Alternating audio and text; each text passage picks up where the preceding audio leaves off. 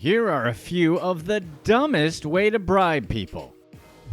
Number 10. The rapper. Crayshaun Bates, known as hip-hop artist Lil Cray, tried to bribe two police deputies with $35,000 cash for them not to arrest him. In January 2017, Lil Cray called the police saying that he had a flat tire and was going to miss his court-ordered curfew. He was slurring his speech, so police went to his home where they found Lil Cray drunk and gambling with 8 others while free on bond. He challenged the police officer's ability to give him a breathalyzer test, but when he finally agreed, they discovered a blood alcohol content of 0.119. Lil Cray was brought back to jail on a $10,000 bond. He was so drunk that they had to take his mugshot while he slept on a bench. Lil Cray's rap sheet was already long. He was out on bond for trying to take some out in Cleveland, and this was his third arrest while out on bail. Prosecutors claim he was gang affiliated, making them extra diligent when handling his case. Some of the irony in this is that the judge allowed Lil Cray to shoot a music video in his courtroom, even though the judge was aware of the rapper's pending charges and criminal record. Judge Ryan stood by his decision, saying everyone is innocent until proven guilty, but admitted that allowing Lil Cray to film in a courtroom wasn't one of his wisest decisions. Lil Cray is open for T.I. and was asked to perform at SXSW. He's quickly making a name for himself in hip-hop,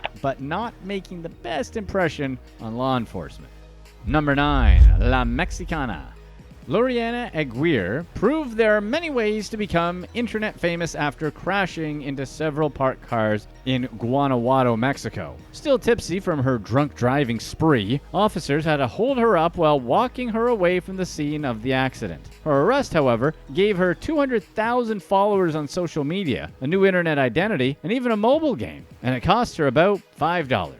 Lorena collided with a series of parked cars while driving heavily intoxicated. Luckily, no one was injured by her actions. When the police arrived, Lorena was still sitting in her car, dazed and confused by what was happening around her. As the police began questioning Lorena after her initial crash, Lorena tried bribing her way out of trouble. She flashed a 100 peso note to the cops. Even though 100 pesos sounds like a lot, it's only worth a little over $5. Apparently, the cops were not enticed by this hefty sum. She then tried flirting a bit with the arresting officers, but the cops still forced her to exit her vehicle. The strangeness of her arrest led to Lorena becoming an internet star, getting 200,000 followers and trending on Twitter with the hashtag Lady100Pesos. Someone even made a mobile app where the objective was to avoid being arrested by throwing peso notes at oncoming cops. Maybe Lorena should try more than the cost of a deli sandwich the next time she wants to bribe some officers. Number 8. The Health Inspector. Brothers John and Jack DiSanto, alongside their cousin Robert Cuba, own 3 restaurants on the same city street in Brooklyn, New York. These 3 men thought they could try to get a tip-off when their next surprise inspections would be, and hatched a scheme that required a Department of Health employee to play along. The plan was to bribe the DOH employee with $1,000 worth of entries into their Super Bowl betting pool, which could pay up to $50,000 to the winner. All the employee had to do was to give the trio a week's notice before any surprise inspection. However, the flaw in their plan was the integrity of the employee they got in contact with. He immediately reported the bribe to his superiors, and an investigation began on the trio. One of the owners kept a text conversation going with an undercover investigator, even meeting them in person twice. Between the 2 meetings, the investigator collected $16,000 in bribe money. According to Brooklyn police, surprise inspections can be grueling for restaurant owners. Failing health inspections can lead to hefty fines or even restaurant closures, but they ultimately help keep restaurants clean and safe for families to dine. All 3 restaurants, owned by the DiSantos brothers and Robert, had A health ratings with minimal violations. With the evidence collected and the investigation complete, Brooklyn police arrested the 3 owners and took them to court. They were released without bail and were due back in court in January 2022. The story fizzled out after they were caught. Perhaps they bribed the papers not to cover their court case. Number 7. The MAITRED.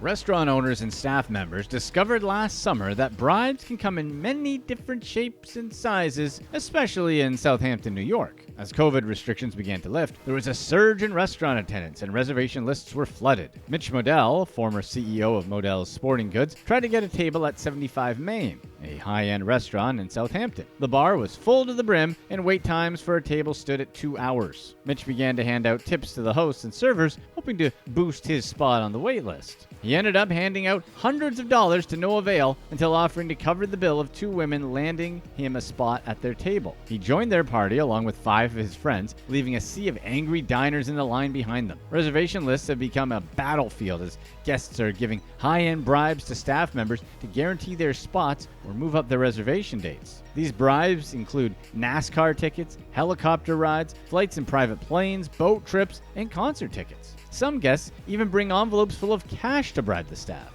According to a regular at Le Bilbo Quay in Sag Harbor, a manager for the restaurant took a small voyage on a guest's yacht and spent the afternoon in the golf clubhouse the guests attended. Ian Duke, the owner of Southampton Social Club, was offered $3,000 from a guest who only wanted a table for the after-dinner drink service. So, if you're trying to get a reservation at any high-end New York restaurants anytime soon, be prepared to shell out your life savings worth in tips.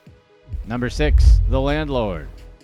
In December 2015, tenants of an apartment building in Bushwick, New York, awoke to an aggressive banging on their doors. A man was marching up and down the 4-story building, screaming that everyone had 72 hours to evacuate. If they didn't comply, the man threatened the tenants would be taken away in handcuffs. Many of the elderly residents were scared for their lives. But it turned out to be a ruse devised by the landlord and 2 inspectors from New York City's Department of Housing and Urban Development. It was all part of a bribery scandal involving dozens of city employees. Court documents revealed that landlords paid inspectors to fabricate building code violations and other complaints. Some of the payoffs were only for a few $100, which doesn't seem worth it. The city website showed more than 50 unsolved violations for the building, including leaks, lead paint hazards, cold water, bed bugs, and much more. With enough violations, the tenants could be served with an order to vacate, thus freeing up the space for new tenants. The landlord of the Bushwick building wanted his tenants out. It's unclear why, but perhaps it's because Bushwick is becoming a gentrified, valuable neighborhood whose buildings can be revamped and rented or sold at much higher prices. When tenants didn't pay their rent on time, he was eager to kick them out. Investigators conducted a wiretap into the landlord's phone and discovered that he paid inspectors $700 to pretend there was a vacate order. The landlord and both inspectors pleaded not guilty. Number 5. The Fan. When police in New Mexico spotted a Texas truck swerving in and out of lanes, they pulled the driver over and discovered he had been drinking and driving. The driver, Tyler Handley, openly admitted to driving drunk after coming from a sports bar where he was watching the Dallas Cowboys game. Handley was decked out in Cowboys gear and refused to take a sobriety test. While the officer checked Handley's belongings, Handley made him an offer. He asked if the officer's body camera was on and then offered him $10,000 cash if he let him go. What would have been a misdemeanor WDI then turned into a felony bribery charge. Handley was taken to the police station where his behavior shocked police. He tried to pee on the floor, break the handcuffs, and insulted officers. This was Handley's 3rd DWI charge. We bet it coincides with how the Cowboys play on any given Sunday. Number 4. The Sharer.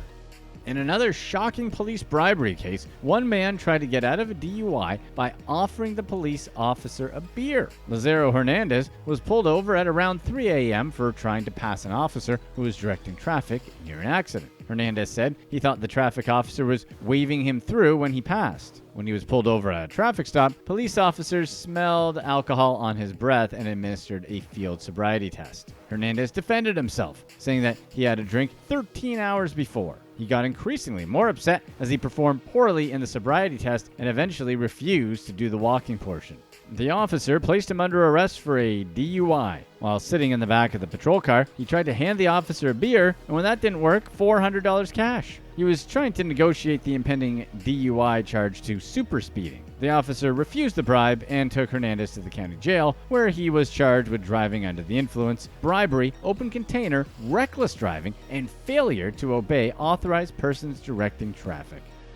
Number 3. The Vaccine Lovers. Sometimes bribery and public health lines get blurry, especially during COVID-19. In January 2022, Chicago Mayor Lori Lightfoot tweeted a picture of stacks of cash spelling out the words, "Get Vaxxed," to encourage citizens to get vaccinated. Lightfoot has been serious about the COVID-19 public health crisis, but this was seen as a pathetic attempt to convince people to do something in exchange for precisely $826. She previously mandated vaccines for all Chicago city workers unless they are willing to get tested twice per week. She also issued a vaccine mandate for numerous business patrons, especially for gyms, restaurants, and entertainment venues.